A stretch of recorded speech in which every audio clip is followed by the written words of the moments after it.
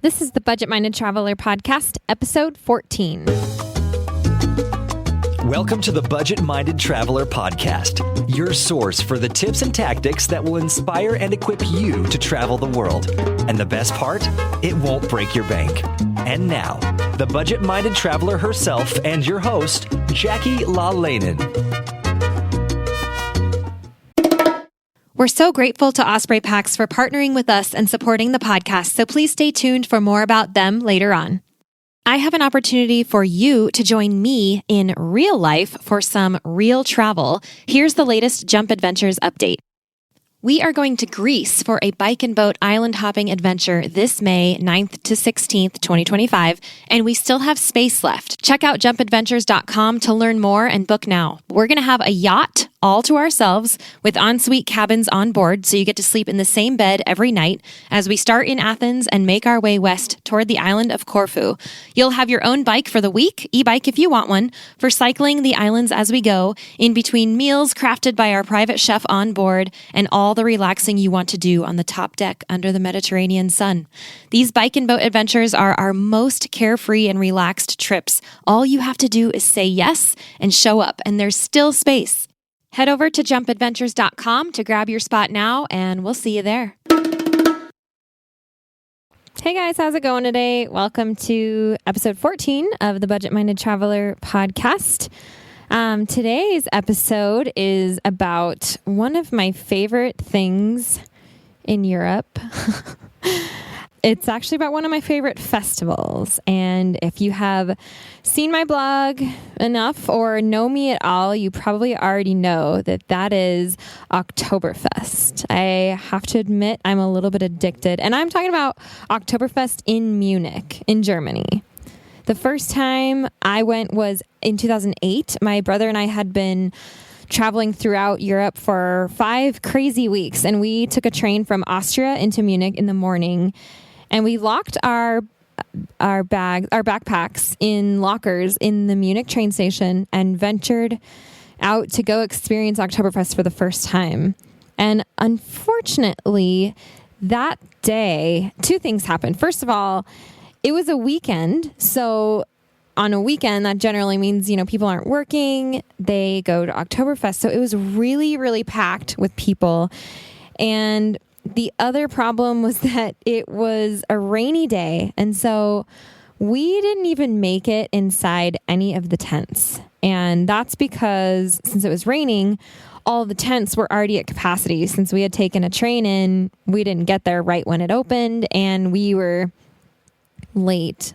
And so we didn't make it inside. So anyone who was on the outside just had to stay there. And what I mean by the outside is just directly outside of the tents. You can walk into Oktoberfest freely. It's just the tents that get full and they stop letting people in. And of course they still serve food and beer and everything on the outside. It's just a little bit different. There's tons of vendors and rides.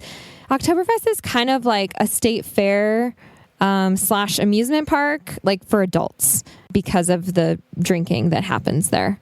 But the outside of the tents is still really fun. It's just the fact that first year, since it was rainy and, we were outside, that was kind of a bummer. But we definitely learned something that year. And I'm almost glad that was our first year that we didn't get inside, because we didn't know at that time what we were missing out on. And so our experience was still awesome.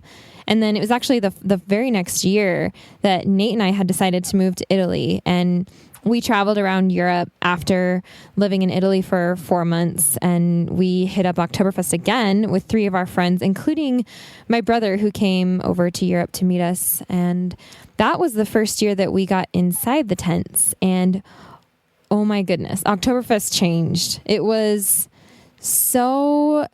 Okay, so I've actually been to Oktoberfest in Germany 4 times. And every time I go, I have an amazing day there.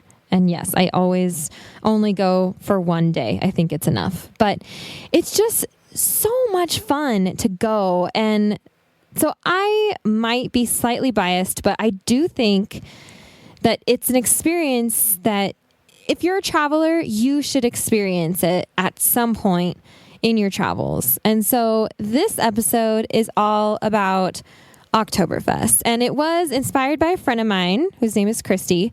She texted me a while back and said, hey, quick question for Oktoberfest. Where do you stay? How do you get reservations? What are the best tents? Any recommendations would be helpful, etc. Something like that.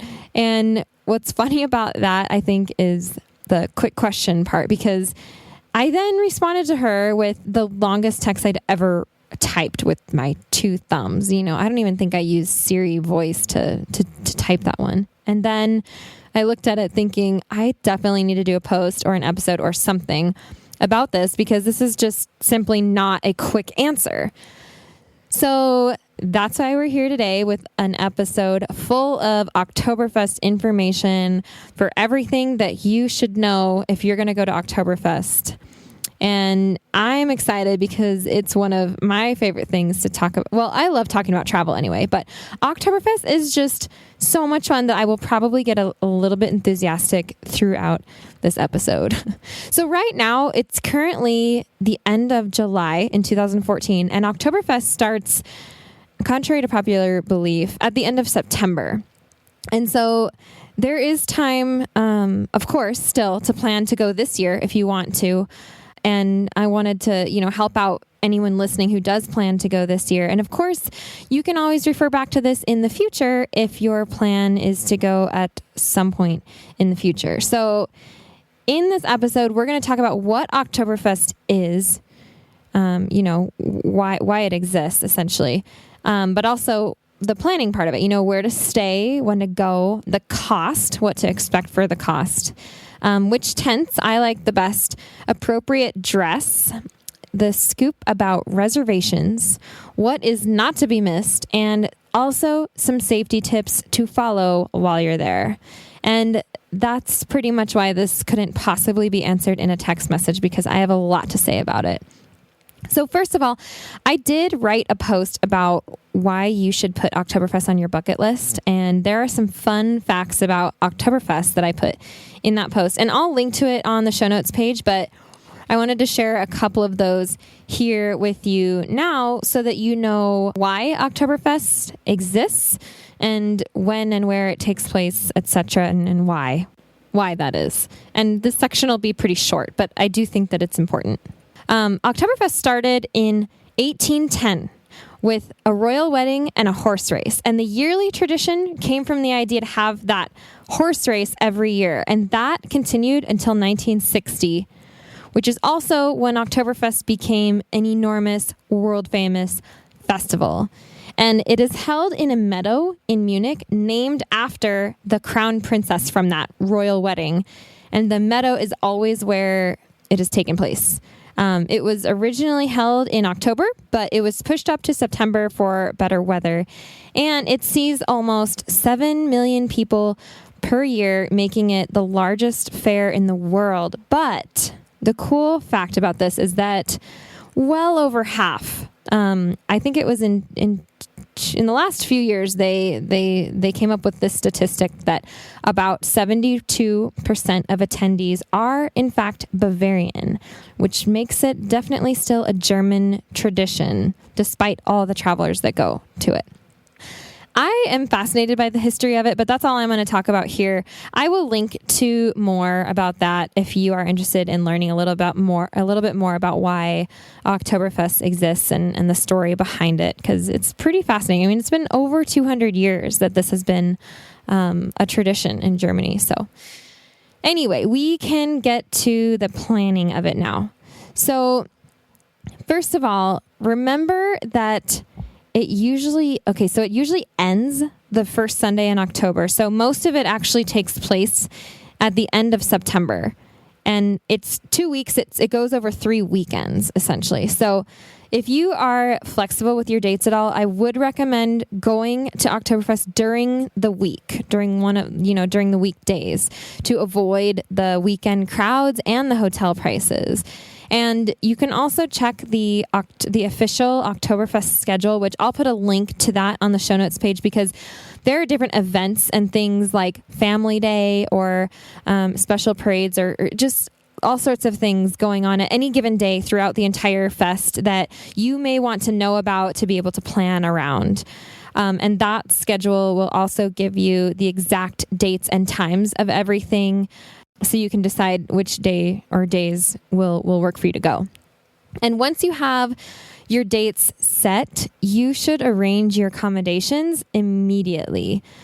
Hotels and even hostels at any given time during Oktoberfest will cost you up to 10 times what they normally cost. Yeah, seriously. All the prices are sky high, and yes, this is normal. If you are going with a group, which I assume most people do, look at hotels. You can use booking.com to find the best deals. That's what I always use. I'll put a link to that on the show notes page. And, go in on one room that you can split with other people to save money. In this time during Oktoberfest, hostels are, in my opinion, not the way to go. Because with hostels, you pay by the bed. And so you will literally find beds going for 100 euros at the time. A bed that would normally cost you 15 to 20 euros will cost you 100 euros during Oktoberfest. Like maybe just if you wait to the last minute, I don't know, but I've seen that price before. And yeah, that's ridiculous, but people pay for it. So, you won't be spending much time at your hotel or your hostel. So I recommend just finding the cheapest option out there, which you must do ahead of time. And that way you have more money to spend at the fest itself. And remember, don't limit yourself just to Munich proper. There's a great train system around there, and you can look at any of the towns on the train routes outside of Munich for more, cheaper places to stay. And then you can get they call it a Länder ticket. It's a regional German train tickets. And you can have up to 5 people can travel on one ticket. And they're like 30. I mean, they change. But I think like the Bavaria one last time we went was 37 euros, and it's good for 24 hours. And so 5 people can travel on the trains for 37 euros in the same day. I guess it's not necessarily 24 hours, but it's by the day. So, and that's a set price. So whatever it is at the time, you guys can just split it. So those are a couple of tips to make the accommodations cheaper for you. The first year that we went in 2008, I mentioned already that we came in on a train from Austria, Innsbruck to be exact. And then that night, we actually took an overnight train to Berlin. So we didn't even mess with finding accommodations in Munich. The whole thing was sort of last minute. I don't remember putting much thought into going to Oktoberfest. We kind of just went, and it was on our route, it was on the way, and we just made it work. And it was fine. It was totally fine to do last minute without accommodations because you can just get out of there on the trains, So, I wouldn't necessarily recommend doing that. I didn't really sleep on that train. I don't really sleep on trains or planes or anything. Not necessarily recommended, but it's a really cheap way to just get out of there and save a whole bunch of money if that is what you want to do. And then the second year, the year after, we got lucky that year. We were actually couch surfing in Italy months before, and we met a family who lived in Bavaria. They were at a couch surfing dinner that we were at, like in the town we were in. And we ended up couch surfing with them then. They live just outside of Munich on the train routes that I mentioned. We got to stay with them during Oktoberfest, and which obviously made that free for us. With couch surfing, you don't pay for accommodations. All we paid for was the regional train ticket for, I think there were 5 of us that year. They hosted all 5. It was amazing. They hosted all 5 of us, but we had 5 people. We had that train ticket. It was cheap for us to go back and forth the couple of times that we needed to get into Munich Center. That being said, though, I can tell you that the only reason that worked out is because we had met them ahead of time in Italy, and they invited us to their house. And we actually stayed with them again last year when we went in 2013, which was super fun to catch back up with them. But don't expect anyone to let you couch surf with them during Oktoberfest. I'm sure you can imagine as a host, You probably get like a million requests during Oktoberfest. And what do? You just shut it down. Nope, I'm not accepting anybody. I know all you guys are just coming here to party. Whatever it is, they have their reasons. I've never heard of a couch surfing host accepting anyone to couch surf with them during Oktoberfest. So while it's a great program, and if you don't know what couch surfing is, I'll put some links on the show notes page. I did a post about it, and I also just recently did an interview as a guest on another podcast. So I'll put links to that so you can learn about that program. It's a wonderful program, but I would not recommend counting on it at all for Oktoberfest. So plan ahead with your accommodations if you don't plan on taking the trains in and out. And one day really is all you need. So keep that in mind because it makes it easier for the trains. We'll come right back to that. Let's take a moment now to thank our wonderful show sponsors. Osprey is the market leader in technical outdoor, travel, and everyday packs. And I've personally used Osprey packs since 2015. My favorites are the Fairview Trek 50 for multi-day hikes, the Cirrus 24 for day hikes, the Transporter Rolling Duffel 60, which is my trusty check luggage for faraway adventures, and of course, the countless packing cubes I use to organize everything that goes in them. We are proud to support each other on the podcast and beyond. We love getting outside, and we want to see more people outdoors. So find out more and join us at osprey.com. All right, moving on to cost. Oktoberfest is expensive, which is also why one day is enough. It doesn't cost anything to walk into Oktoberfest itself, nor does it cost anything to enter a tent. You only pay for what you buy, I guess, if that makes sense. So beers come in steins. They're 1 liter each, and they all cost around 10 euros per beer. And that is about $13 US per stein. And that's not counting tip. If you love your server, you will tip them. The servers are amazing women. Their strength will make your jaw drop. When you see a woman my size carrying 10 full steins, 5 in each fist, wow, it's incredible. You take pictures of that stuff. Anyway, tip your servers, keep some extra euro coins, in your pockets just for this purpose. Food is also around 10 euros for a plate, which usually they have special set plates for the day. So then if you get a plate of food, it'll probably be around 10 euros. There's a lot of concession foods that are cheaper than that, but like within the tents, usually you're going to look at 10 euros for a plate of something.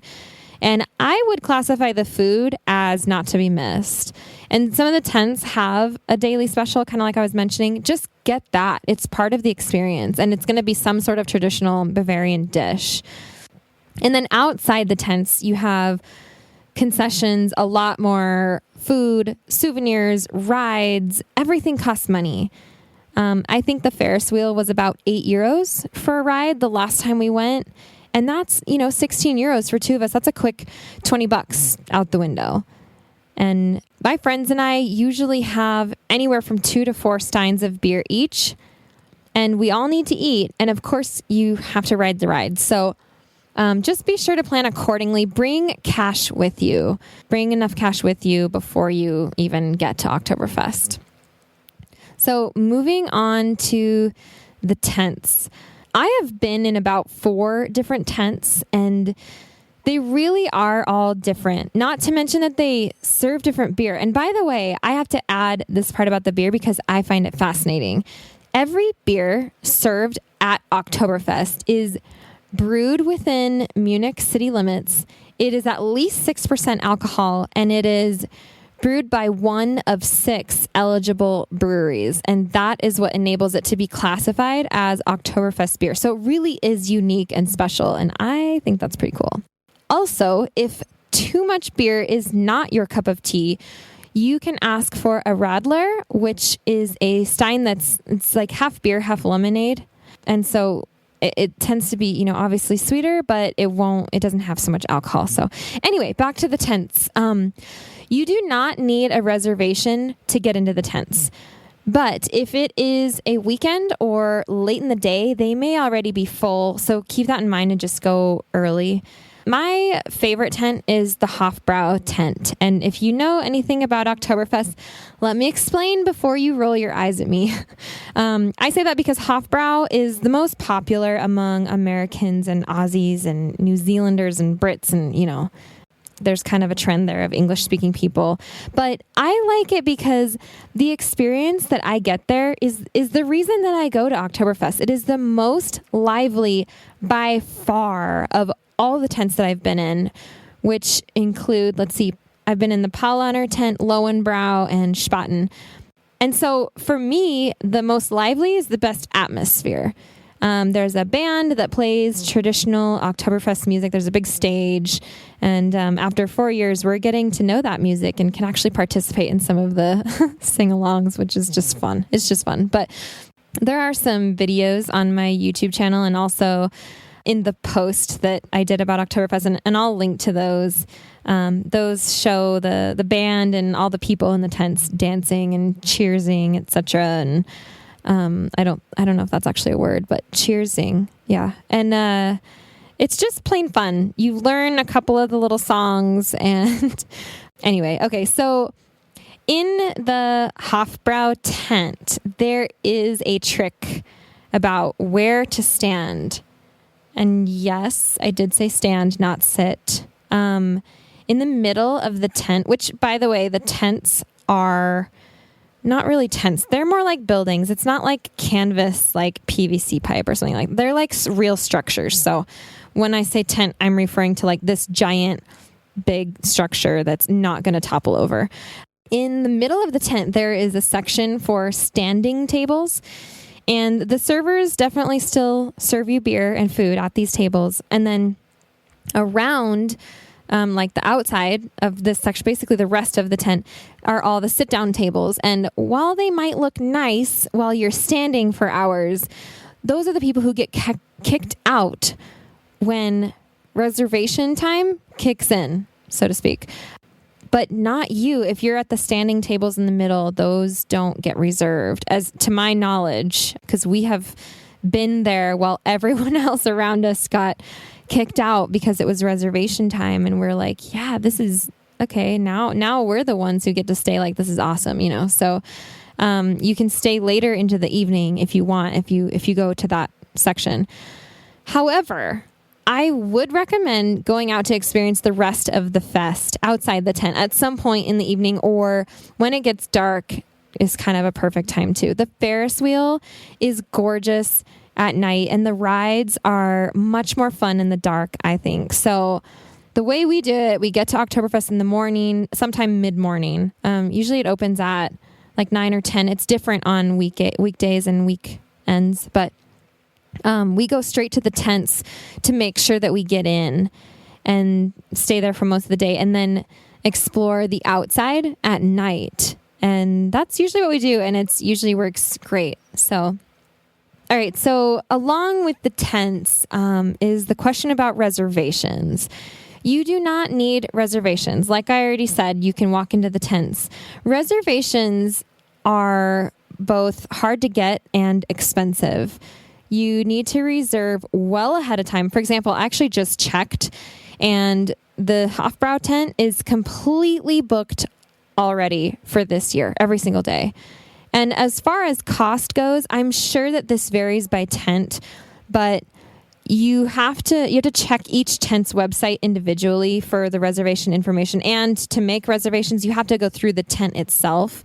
But I think that most of them require around 40 euros per person, and usually that will include some extent of food and drink vouchers, but that, in my opinion, is still expensive because you're still going to be buying, beers and food beyond that. And I think that there might be a minimum as to how many people. I mean, I'm sure this, again, varies by tent, but there might be a minimum to how many people you can reserve with. And really, they're hard to get. I will put a link on the show notes page that will point you in the right direction as far as reservations go. But if you want my advice, don't bother with them because you'll be up against corporations, like German companies who book them for their employees or whatever it is, celebrities, other people who are planning way in advance to get them. And the fact is, you just really don't need them. And so I would say just, skip the whole idea of the reservation and then just go and just enjoy it. And if you get kicked out, you get kicked out. It's all part of the experience. And kicked out in a good way. It's fine. You're not getting kicked out for bad reasons. It's just that you don't have a reservation when it gets to, 3:30 in the afternoon or whatever it is. So, okay. So let's get to traditional and appropriate dress. I'm sure you have heard of lederhosen at some point. And this refers to the leather getup that the gentlemen wear at Oktoberfest with the suspenders, etc. And yes, I did say gentlemen because ladies, our traditional dress is actually called a dirndl, and that is referring to the corset type dresses with the white puffy sleeves or straps and the apron skirts. I'm sure you guys can picture that. Actually, I'll just put a picture of us in our traditional dress up on the show notes page so you can see what it looks like. Well, what it's supposed to look like, because it seems to be common to see girls cross-dressed in lederhosen for some reason too these days. But in my opinion, this is a Bavarian tradition that we as Americans or any kind of foreigners for that matter have no place to mess with. So I just don't really understand that. I would say if you're male, stick to lederhosen. If you're female, get a dirndl and you'll be good to go. What I can tell you is that shorter above the knee dresses can mean that you are single, and slightly longer than the knee dresses means that you're taken. And the dirndl also comes with apron ties that wrap around your waist and tie in the front. So you can tie your knot or your bow on the left side if you're single and on the right side if you're taken. And I mean, obviously, I'm sure a lot of foreigners don't know about those things, but it's fun to know about. So I actually have my own dirndl. Finally, we just got them on the last visit to Oktoberfest, actually. But traditionally, these outfits are expensive because of the detail and tailoring and material that go into them. But you can find cheaper versions of them, like we did at places like C&A. And C&A is just a department store in Europe. There happens to be one downtown Munich.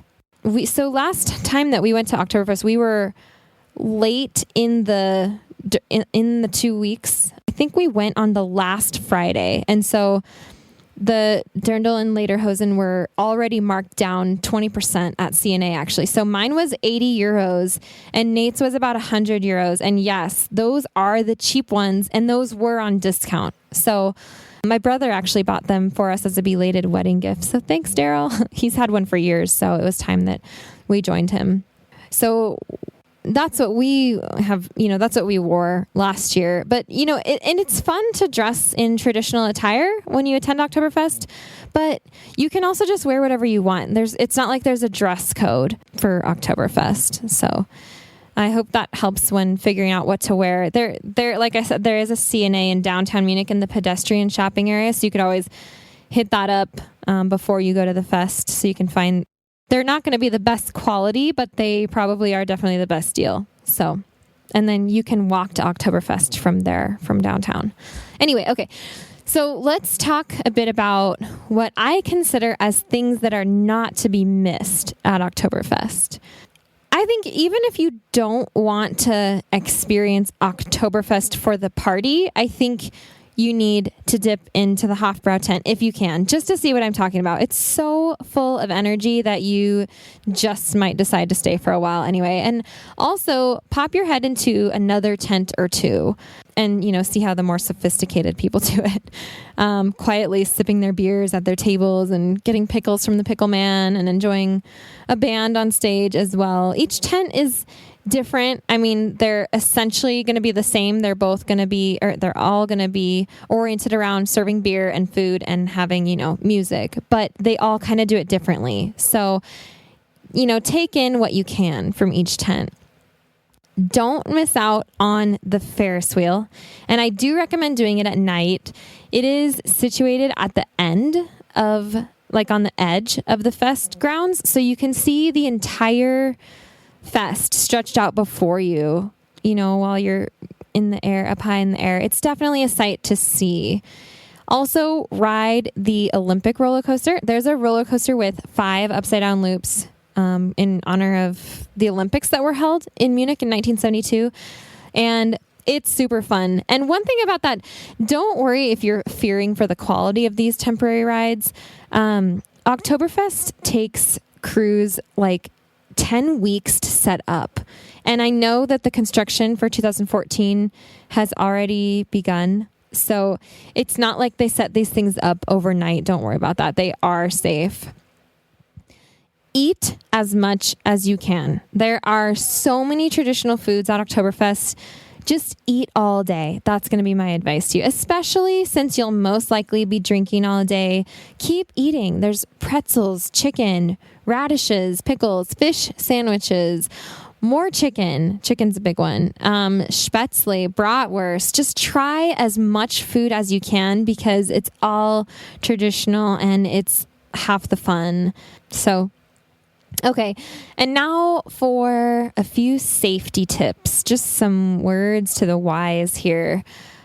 First of all, there is a tent staffed by the German Red Cross with about 100 volunteer medics and doctors every single day at Oktoberfest, within the Oktoberfest grounds. So if anyone in your party gets injured, that's where you can go for help. I've never been there, thankfully, but I do know it's there. I've seen the sign for it. So one year we were literally on the way out, like it was the end of the night, and somehow we got separated from one of our friends. And this friend did not have a cell phone. And so we split up to look for her. And it turned out that one half of our group found her about an hour later at the train station. And she had gone there because she knew that we would have to get back on the train. And that does make sense. So when she didn't find us, she left and went there to just wait. And I mean, it does make sense, but that situation was definitely scary. And so we came up with a plan for the next time that we went. Last year, actually, as soon as our group walked into Oktoberfest and approached the Hofbrau tent, even though we were in a hurry, we wanted to get in before they, possibly close the doors on us. We all stopped and we decided on a meeting point. And we decided it would be right there next to one of the lion towers in front of the Hofbrau tent. We decided that if any one of us were to get separated from the group, because we didn't have cell phones, that we would meet here at this lion tower. And I'm so glad we did this because it did happen again that year. When we realized that the missing person was not coming back to where we were, we headed to the meeting point and there he was. He had gone to the bathroom and forgotten where we had been standing and waiting for him. So he just went to the meeting point. And that actually took, I would say, more than half an hour, and it was still scary, but I think this is really important. And I share this story because it was a great example of having a plan B that worked. Especially without cell phones, so please do this if you go to Oktoberfest for the safekeeping of your friends and yourself if you're the one who gets misplaced. So, and also no matter how much you like beer, be responsible for yourself. I would say eat while you drink. Try not to ruin your travel buddies' days by getting completely wasted because seriously, that's not fun. You're not there to embarrass yourself and ruin your day. You're there and everyone else's day. You're there to experience a 200-year-old Bavarian tradition. And, while that does have to do with drinking really good beer, just be smart about it. And, don't forget to eat and have some water every now and then too. And I just have to add that in there because it's definitely an issue and you will see your share of people who aren't responsible for themselves while you're at Oktoberfest. And so I think that takes care of everything I wanted to talk about for Oktoberfest. And once again, I will have the notes and all the links I mentioned in this episode on the show notes page on my website, which you can find at www.BMT thebudgetmindedtraveler.com/14 for episode 14. And that being said, there's a comment section on that page as well as, every other show notes page. But if you have anything helpful to add about Oktoberfest, please do share that in the comments because it's helpful for everyone. All right. And I will be back with you next week. We have a guest interview with a guy who got a 15-flight, 45,000-mile, year-long, round-the-world plane ticket for less than $1,100, which is incredible. And he's going to share how he did it. So be sure to stay tuned for that one next week. So thanks again for listening today, and I'll see you guys next week.